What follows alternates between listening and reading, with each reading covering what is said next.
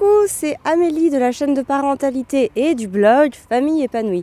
Alors j'espère que tu vas bien et que la relation avec tes enfants va bien. Aujourd'hui je vais te parler d'une solution que j'applique au quotidien et qui va permettre à l'enfant de remplir son réservoir affectif, mais surtout qui peut s'apparenter à une solution miracle lorsque l'on ne sait plus exactement comment faire face aux pleurs de son bambin, parce que des fois l'enfant pleure, on ne sait pas vraiment pourquoi, notamment les tout petits. Les tout petits évidemment communiquent en pleurant, c'est aussi leur moyen de nous prévenir qu'il y a quelque chose qui ne va pas, qu'il y a une situation qui est inconfortable à leurs yeux. En tout cas c'est leur moyen de nous dire hey, je suis là et là tout de suite j'ai besoin de toi. Fais quelque chose pour moi. Et dans ces cas-là, qu'est-ce qu'on fait? Souvent, on le prend dans les bras. Et en général, ça va tout de suite beaucoup mieux. Mais le problème, c'est que quand tu le prends dans les bras, tu peux beaucoup moins faire de choses. Enfin, tu peux moins faire de choses, voire presque rien, parce que cuisiner avec juste un enfant dans le bras, ça s'avère compliqué, voire dangereux. Il y a vraiment beaucoup de choses comme ça que tu peux plus beaucoup faire. Tu peux plus te préparer, tu peux plus ranger ta maison, tu peux plus... Bref, tout ce que tu peux faire normalement avec deux mains et avec toute ta mobilité, et là tu te retrouves en tout cas c'est plus possible de la faire, ou alors ça devient beaucoup plus dur, beaucoup plus compliqué. Du coup tu t'épuises et tu perds patience et voilà, et puis tu dépenses beaucoup d'énergie à faire des petites choses qui normalement te prennent vraiment, mais vraiment pas beaucoup de temps.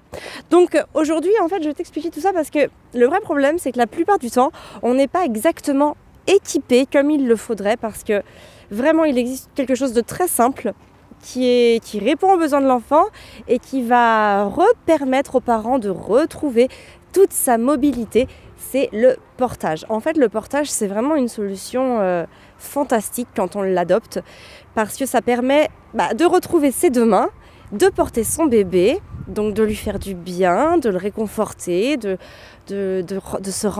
lui remplir du faire en sorte que tu vas remplir... Non, je sais pas comment dire, tiens. Comment le dire cette phrase? Bref, tu vas le remplir... Non, j'y arrive pas. Tu vas remplir son réservoir affectif. Voilà, c'est plus simple comme ça. Et en fait, c'est vrai que moi, des fois, je me pose la question, avec Constance, par exemple. Elle est souvent en portage à la maison.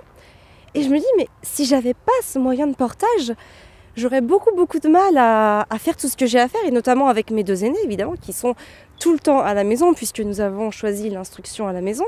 Et du coup, j'avoue que sans moyen de portage, je ne sais pas comment j'arriverai à gérer. Constance est toujours en motricité libre par terre. C'est comme ça, elle fait ce qu'elle veut, elle va où elle veut, elle touche ce qu'elle veut. L'environnement à la maison est sécurisé et adapté pour elle, pour son développement. Mais c'est vrai que les moments où elle en a marre, je peux aussi être assise à lui donner une tétée ou à jouer avec elle, mais je ne peux pas faire ça toute la journée. J'ai deux autres enfants, j'ai une maison à gérer, il faut que je bosse. Bon, voilà, j'ai le quotidien de toutes les mamans. Et du coup, c'est vrai que le portage s'apparente comme une solution fantastique et miraculeuse, puisqu'elle adore ça, elle suit mes mouvements, donc elle est bercée, parfois même elle s'endort. Et c'est vrai que c'est quelque chose d'assez formidable. Pour la petite histoire... J'ai toujours porté mes enfants. En fait, j'ai commencé quand Arthur a eu 15 jours. Je me rappelle de ces 15 jours parce qu'en fait, on avait eu, pour la petite anecdote, en cadeau une box.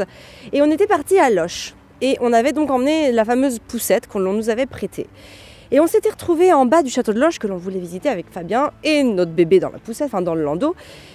Et là, il nous avait dit à l'entrée, il y a plus de je ne sais plus combien de marches. Du coup, avec le landau, ça va être compliqué.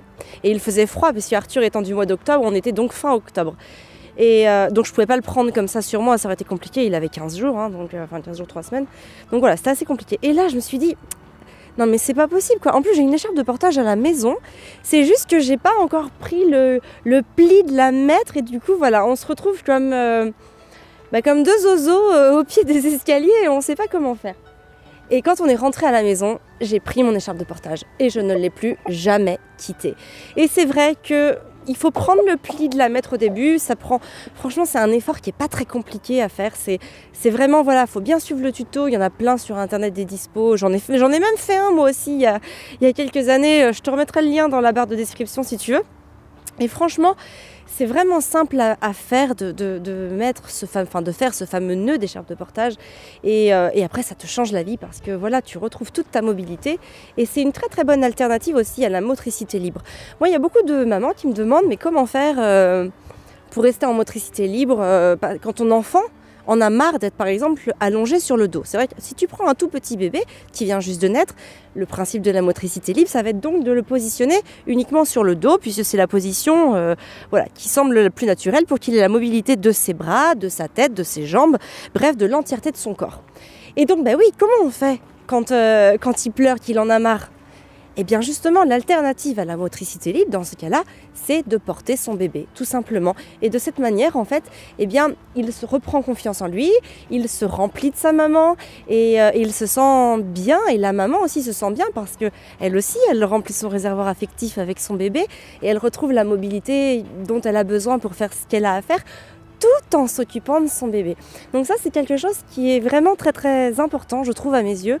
Ça se démocratise de plus en plus. On voit beaucoup de moyens de portage qui commencent à inonder les magasins et je trouve que c'est très très bien.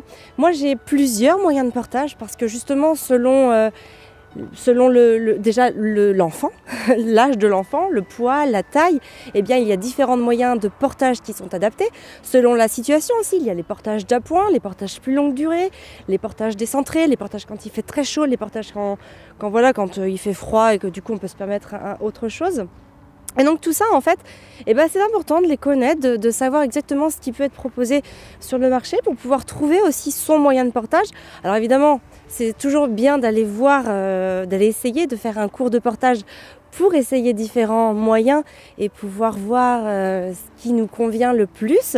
Mais auquel cas, en tout cas, moi j'ai déjà fait plusieurs vidéos sur les moyens de portage que j'utilise pour les enfants. Donc ça aussi, je te remets les liens dans la description parce que je te les présente. Là aujourd'hui, par exemple, Constance est dans un mid-taille de chez Ling Ling d'Amour. Je le trouve assez pratique. Moi, j'utilise l'écharpe de portage, je porte mon bébé. Mais l'élasticité et la matière très enveloppante, très contenante de je porte mon bébé, je la trouve très adaptée aux nourrissons.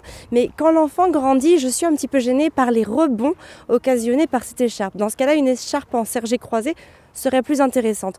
Bon, voilà, moi du coup j'ai choisi pour passer après 6 mois, une fois que l'enfant se maintient bien, j'ai choisi le mid-taille, je le trouve très approprié, le tablier est déjà fait, on n'a plus que les nœuds à faire au niveau des sangles donc dorsales et ventrales. C'est vraiment une solution très pratique. À la maison en ce moment, Constance est mise souvent dans le mandouka. En fait, le mandouka, je l'avais utilisé beaucoup plus tard pour Gaspard, mais là, la configuration est un petit peu différente puisque moi, au quotidien, il faut maintenant que je m'occupe des deux. Et du coup, pour avoir Constance en ventrale à la maison et avoir la liberté vraiment de mouvement de mon avant, de mon buste, de mes mains, de tout ça, je préfère l'avoir dans le dos, comme ça je suis plus à l'aise pour faire des activités avec les enfants. Voilà, donc écoute, j'avais déjà fait les vidéos là-dessus, je te laisse les voir parce que c'est vraiment intéressant, je trouve, de savoir ce qu'il existe. Là, il faut savoir qu'on part dans 1 mois pour notre prochain voyage et que je cherche une solution de portage pour Gaspard cette fois-ci parce qu'il a bien grandi. Donc je cherche plutôt un porte-bébé toddler puisque j'ai aussi le maxi taille de chez Ling Ling d'Amour mais qu'il n'est pas tout à fait adapté puisque Gaspard est vraiment plus grand et du coup il commence à être un petit peu juste au niveau de la taille et notamment au niveau de la taille du tablier. Donc je suis en pleine prospection par rapport à ça, j'ai déjà une bonne petite idée en tête et évidemment je t'en parlerai dès que j'aurai fait mon choix, dès que je l'aurai, je te le montrerai, je te le testerai, je te donnerai mon retour, enfin bon bref, je t'en ferai sûrement une vidéo. Et voilà, je crois que j'ai fait à peu près le tour de ce dont je voulais te parler aujourd'hui. Alors si tu nous rejoins par cette vidéo, sache que Famille Épanouie, c'est une chaîne de parentalité, principalement positive et bienveillante. On parle beaucoup justement de maternage proximal, donc de portage, de cododo, d'allaitement long, de co-allaitement. On parle d'alimentation saine de l'enfant et de la famille, on parle de pédagogie Montessori. Donc n'hésite pas à t'abonner si ça t'intéresse, comme ça tu recevras toutes les notifications de mes prochaines vidéos. On a aussi un blog, on a un Insta, on a un Facebook. Bref, on essaye d'être complet et de donner une info complète et polyvalente selon le réseau social où on se trouve. Donc voilà, rejoins-nous partout, c'est avec plaisir qu'on t'accueillera, c'est avec passion que nous t'expliquerons notre démarche. Et voilà, et sur ce, prends soin de toi et de tes enfants.